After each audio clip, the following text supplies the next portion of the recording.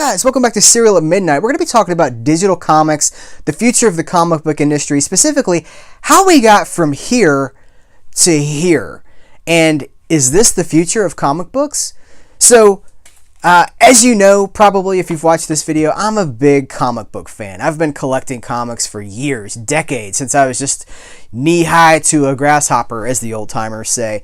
And it's the collecting aspect for me is ingrained in the overall hobby. Like, you know, it's as much a part of the experience for me to have it in my hands, to like this, to bag it, to put it on cardboard, to file it, you know, alphabetically, and then numerically.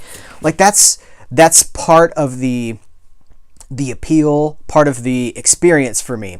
But you know, now we're all going digital. You know, the comic book industry is going digital. I don't want to say that the comic book, the physical aspect of comic books are dying. On second thought, maybe I do. I think that if we're being honest, if you've been in a comic shop, physical comics seem to be dying. Specifically, the industry doesn't seem to know where to go as magazine publishers collapse and, you know, bookstores are closing, major chains that have been around for decades, they're just gone. And the comic book industry is having a hard time with that. It has helped that they have digital, and now we have day and date digital, so you can get the same comic book. You know, you don't have to go into your local shop. You can just download the comic book on your iPad or your device, and you can read it that way. But the physical aspect is on life support. At least it seems to me. There is no one flagship title for so many of the comic books out there. You know, you want to read Superman. Well, normally for years, and probably since the 40s or the 50s, you could say, well, if you want to read Superman, you have these options, but I would recommend Action Comics, or I would recommend Superman, his own book. You know, you want to read Batman, well, there's Legends of the Dark Knight, there's you have Batman, you have Detective, you have, you know, there was GCPD for a while. You know, now these days you have probably 12 maybe Batman books. Which one is the flagship? Is Batman the flagship? Is Detective Comics the flagship? What is the book that you're getting the gist of that, you know, the purest form of Batman? It's so muddied now, and we have, you know, on one hand that's great, because the more comics, the more tastes that are out there. It's like Baskin Robbins, right? You walk in, you can pick any one of the 31 flavors. 31? But when it comes to people being able to follow the line, that makes it very hard. So on one hand, that's good for guys like me who have started on the Marvel Unlimited app. And that's something that I want to talk about. Is I've started reading Marvel Unlimited, which is their digital subscription service. It's basically Netflix for comic books under Marvel. Now, that's not necessarily a one-to-one comparison, because Netflix, obviously, things come and things go. But with Marvel, I don't know that things are going. They're just coming. Like, they're continuing to put their library up there. And I know in the early days, you couldn't necessarily read X-Men from issue 1 to issue, you know, whatever is current. Or actually, Marvel Unlimited is 6 months behind to still encourage that physical sale, or a digital purchase, I guess. But you couldn't do that back in the day. Well, now you can. Now, as far as I know, from what I've, you know, I haven't read X-Men 1 to whatever's current, but I have gone in there and looked around, and a lot of that stuff is like Spider-Man comics and X-Men comics and like the big stuff. It's all on there, or it seems to be all on there. So you could spend the rest of your life looking at the digital versions of the X-Men comics and, you know, Daredevil. Now, when it comes to some of the auxiliaries, the ancillary titles, I know they just put some Elektra. They're collecting some of the Elektra stuff, because there's probably not as much demand for Elektra as there is for Wolverine, right? I mean, it's just a fact. But we're getting there. Anyway, so Marvel Unlimited is a wonderful service for what it is. It's a great way to try out some stories, to read things that honestly would cost you hundreds of dollars if you walk into a comic shop. Even to stay, if you want to stay 6 months behind by reading through the app, it's a really good opportunity to do that, because it's all, I mean, all their new stuff, you know, their modern publishing, it all goes up there. You know, Silver Surfer stuff, one of the 576 Avengers titles that are currently running right now, you can dip into those. Thor, you know, you can, all of it. It's 6 months behind, but you can catch up. You can keep track with all of it. And that's good. But then we have something like Comixology. So I've tried Comixology, and as excited as I am about Marvel Unlimited and the opportunity that it gives me to keep mostly current on what's going on in the Marvel Universe, boy, I hate Comixology. I'm just going to be honest. I hate it. The user interface is clunky. The load times, from my personal experience, you know, I can load something up in Marvel Unlimited in seconds. Comixology, like 30 seconds, like it drags. And the way that they get you on Comixology is like, hey kids, the first one's free. It's like a creepy guy selling cigarettes at the playground, or maybe something worse than cigarettes. I don't know. Now look, that sounds harsh on Comixology, but that's how it makes me feel. It feels kind of dirty to me. So you can go through there, and you know, Marvel's on there now with some of their stuff. Not nearly, oh heavens, not nearly as much as is on Marvel Unlimited. But they have Marvel on Comixology now. This thing called Comixology Unlimited is basically like, I guess, supposed to be their Netflix version of their streaming, you know, their digital comics. Comixology really excels at indie publishing. So if you want to read some indie stuff, it's a good way to do it. Like they have Hack Slash. Hack Slash is a great horror title that I like from Tim Seeley, and they have like Conan and Red Sonja and all that sort of stuff. But if you're on there, I think it's $5.99 a month for Comixology Unlimited. If you're on there and you want to read beyond like the first volume or the second volume, see, that's where they get you, because they have all these titles like Conan. So they'll give you like the first one or the second one, maybe even a few. But then after that, if you want to read beyond the introduction, you have to pay for it. And the downfall of Comixology is that they've changed some stuff around. I guess this happened a few years ago, but they've changed things around so that you can't just purchase in the app. Actually, you can't purchase in the app at all. You have to go to a computer, or you might be able to do it on iTunes, but convenience of purchasing in the app, which honestly I wouldn't do anyway. But the convenience of that has been taken away, and you have to go to another location to purchase these books. And then, in my experience, they download it automatically to my device. And I don't want this device bogged down with a bunch of stuff that I will read at some point. One of the many strengths of Marvel Unlimited is that it's like streaming. You're not downloading anything permanently. I think you can download up to 12 titles on your device for offline reading. So if you're going to be somewhere without Wi-Fi, you can download them to your iPad and read them at your, wherever you want to. Comixology, as far as I can tell, does not have that. The other thing that really bothers me about Comixology, now they're always having a sale, we have 716 titles on sale. And then you get to looking around and, some of them are good deals, like trades for $6, trades for $8. I say trades. You get, it's digital versions of trades. But in many cases, especially for stuff that's current, it's like the same price or more as a physical copy. And I know that there's a line of thinking that collecting is dead, especially in a newer generation. I don't know if that's true, or if they're the people who... This is the stuff that we talk about in physical versus digital all the time. I have a video about collecting physical media in a digital world. Well, that's exactly what we're talking about here. So that brings me to the other part of what I want to talk about in this video, and that's that, are comic books dying? Now, that sounds like a sky is falling kind of scenario. And it's hard to think about that when we have, 3-4 Marvel movies every single year. DC has, Warner Brothers has their movies as well, although they are not nearly as critically or fan supported as the Marvel stuff. that's not what this video is about. I'm not trying to bash DC. I'm just saying, like they have their model. They're going after some stuff. They have Batman. We have Batman movies. So those characters seem to be in great shape. But I think that's the thing, is the characters are in great shape, and the brand recognition for all this stuff is bigger than it's ever been. Like you can go out, you go to the bus stop and yell Groot, and then like a bunch of people would be like, I am Groot. You'd be like, oh, like 5 years ago, there was no way that was happening. They would have taken you, like put you in a straitjacket and locked you up. But the brand recognition is like through the roof. But the sales, the industry itself, really seems to be on life support. Here's an analogy. Back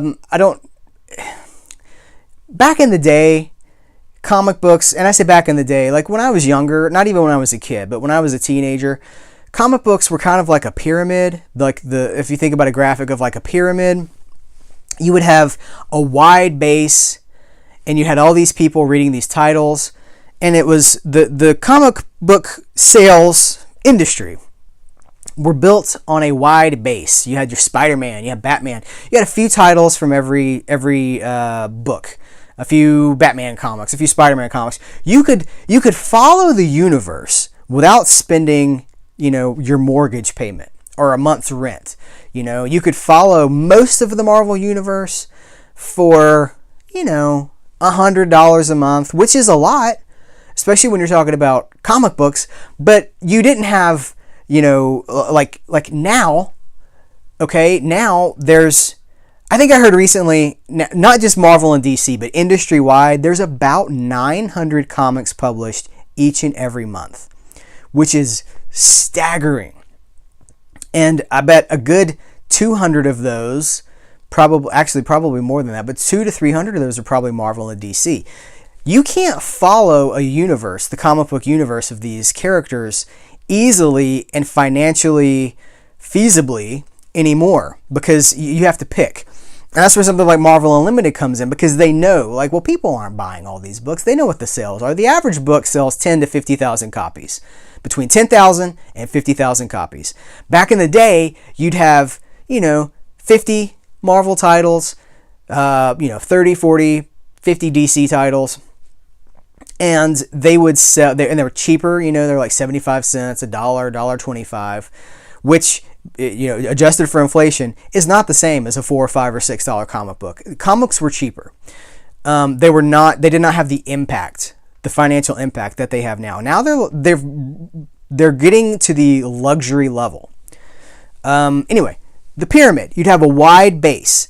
And then you would build your sales model off of that. You'd have all these titles, and they would all sell evenly, 100,000, 200,000. Hey, back in the early 90s, things were selling in the millions. Like Rob Liefeld and Todd McFarlane, they were buying houses off of their comic book sales. Those, that was an interesting and different time. But beyond that, wide base, pyramid.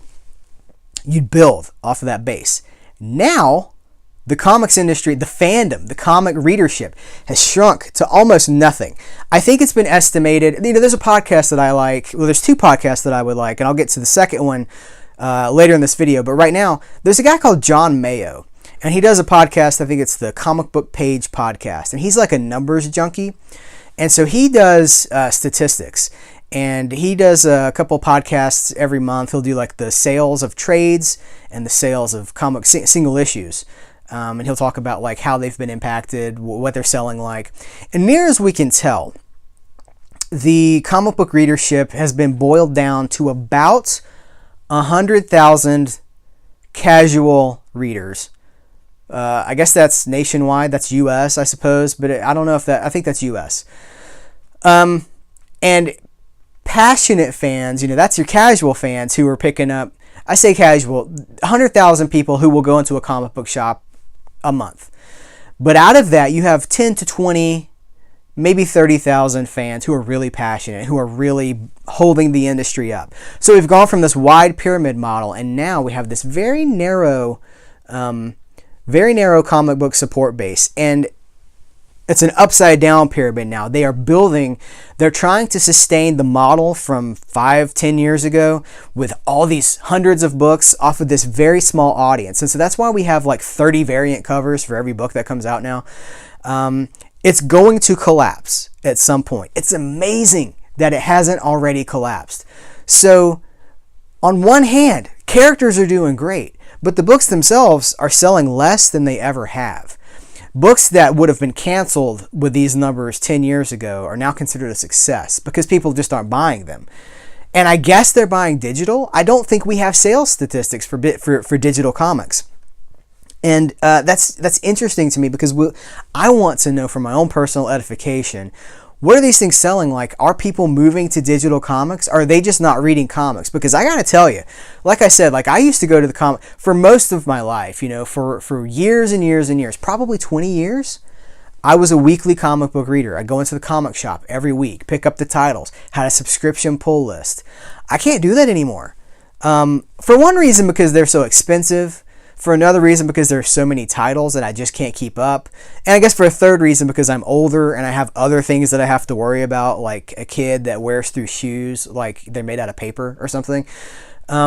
So priorities shift, and that it is what it is. But the model definitely seems to have shifted to a I guess, digital. You can label yourself a comic book fan now without ever reading an issue. You know, if you go see Guardians of the Galaxy, or you go see, you know, Ant-Man, you know what you need to know about that character. You don't have to pick up a comic book. Which is a whole separate thing. It's a whole other issue. Like look, I'm not a gatekeeper. I don't want to be a gatekeeper. I think sometimes it just happens. Like, it just comes through when you're passionate about something. But, you know, I notice things that bother me. Like, I tell a story. I was at my day job where I work, and this guy came in wearing a Batman shirt. And I was like, oh, you know, like, for my era, my generation, you see somebody in a Batman shirt, you're like, oh, it's one of us. It's one of us. So I walk up to him like, hey, man, you like Batman? And he's like, not really. And I was like, do you have a Batman shirt on? And he was like, yeah, he's okay. He's okay. I guess he's all right. And he starts talking about movies. And that bothers me so much because I'm from a generation where, like, you paid in blood with your fandom. Like, high school for me, not a great time because, you know, if you're reading comic books, it was not cool. Those characters were not cool. It cost me something. And so it's kind of hard for me to accept the ease with which people can throw their fandom around. You know, like, you can walk into any big box store and buy yourself a Superman hoodie, or, you know, like a sticker for your car. You get you like a I am Groot air freshener. You know, you can go to Target and you get like a Deadpool mug to drink your coffee out of. So it's kind of hard for me to adjust to like how easy it is. You know, this is a tangent. We're way off topic. We're talking about digital comic books here, and I guess that's what I'm talking about. That's what I'm saying is, like, you have access to all this stuff. We have more access to comics than we have ever had before. But yet the industry does not seem to be in a better place. It seems like it's in a worse place. So I asked the question earlier in this video. I don't know if I asked it as much as I just said it. Like, comic books seem to be dying. Now, I think that these characters will be around forever. Long after the last one of us is pushing up daisies, these characters will still be around. But the monthly medium of comics, I don't know. I guess it's important for us to support things like that. So, like, if you're interested in the Marvel Unlimited app, I would check it out. Like, I'm a big fan of it. I read, you know, like 3, 4, 5 issues a day. Like, I love it. You can catch up on so much stuff. It's like a resource that's always there to just explore. Comixology, not so much. Not a fan of it. It certainly has its place, and if you want to buy digital comics, I guess you could do a lot worse. But would you rather, you know, if you're going to be paying the same price for a lot of this stuff, would you rather not have an actual copy? That, you know, hey, leave a comment. Let me know what you're thinking. You know, where you're coming from with this. You know, where do you want to read this issue of a comic book and then just have it disappear? Like, are you not really worried about the cost, the artifact, the experience of interacting with the paper? Like, is that not important? Let me know, because I'm really curious. I want to know your point of view. Guys, I have a little bit of knowledge about this issue. I know comic books like the back of my hand, but I have limited knowledge with digital comics. So I'm going to recommend you to my man, James Harris at the Comic Book Savant, who's been doing this, He's been collecting digital comics for years now. Dude started podcasting like years and like well over a decade ago. I think he started podcasting when he was like 7 years old or something. Not really, but like he's been doing it for forever. He's a veteran. He goes back to the early days of podcasting with us. He's got the smoothest voice. It's like silk. You got to check it out. Comic Book Savant. He did an episode recently.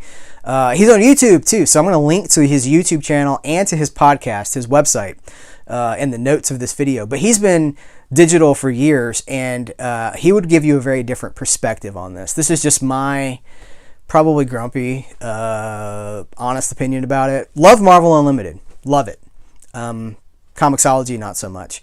So that's what I got for you today. Let me know what you think about this. Let me know what you think about, I guess as always, physical versus digital. Let me know if you've switched to digital, why, and if it bothers you, if you miss having the actual artifact. Let me know what you think about the future of comic books. Is the industry dying? Like I said, I think the characters are in great shape, but the business model of monthly comics, is that still going to be around in 5 or 10 years? What do you think? In the meantime, head over to serialatmidnight.com. Check out all the stuff that we've got over there. Hey, I just put up a review of the Gumby movie. If you have ever seen that, if you haven't, what a weird movie. So head over to serialatmidnight.com. Check it out. At serialmidnight on Twitter. Is there anything else I got for you? I don't think so. Guys, thanks so much for your time. Thanks for all that you do. Thanks for checking out this video. Please give it a thumbs up. Please hit that subscribe button so you don't miss a single video. And I will catch you later.